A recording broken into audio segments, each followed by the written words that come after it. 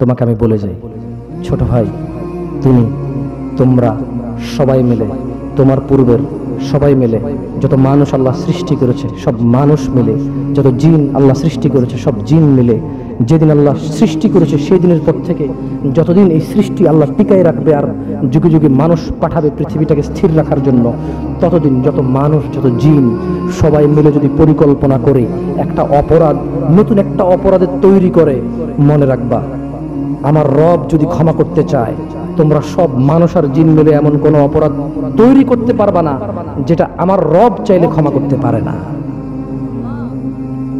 তুমি কোন অপরাধ তৈরি করবে আর বলবা যে এটা বুঝি এটা কি আল্লাহ ক্ষমা করতে পারবে? এরকম অপরাধ তুমি পারবা না তৈরি করতে। বেঁচে থাকা অবস্থায় তুমি বেঁচে আসো, তোমার সামনে এমন একটা অপরাধ নাই যে অপরাধের ক্ষমা পাওয়া যায় না।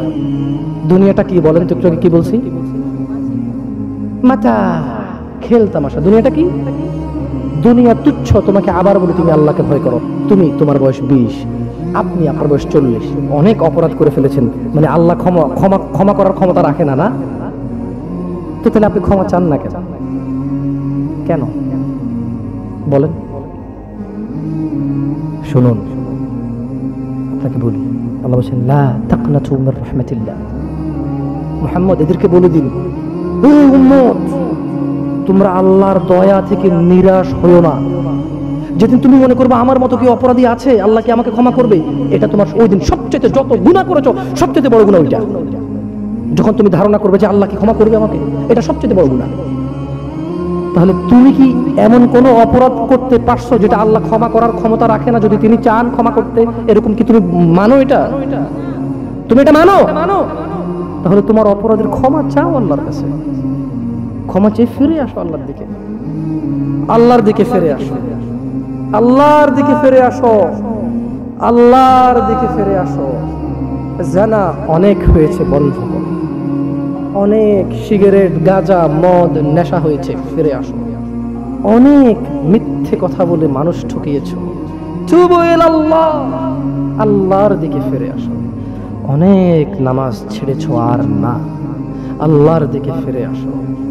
অনেক জিদ করেছো, মারামারি করেছো, অন্যের হক অন্যকে জুলুম করে অন্যকে দেওয়ার জন্য সহযোগিতা করেছো, তুবু ইলাল্লাহ, আল্লাহর দিকে ফিরে এসো। ইন্নাহু হুয়াল গফুরুর রহিম, তিনি ক্ষমাশীল, তিনি তোমার অন্যায়কে নেকিতে পরিবর্তন করে দেবে। তুমি যেও না কোনো মাজারে, তুমি ঠেকিও না কোনো মাজারে মাথা, তুমি বাঁধিও না কোনো তাবিজ। কোরআনের নামে ওযু ছাড়া কোরআনকে তুমি এখানে ঝুলায়ও না। তুমি মহিলাদের মাসিক অবস্থায় কোরআনকে ঝুলায়ও না।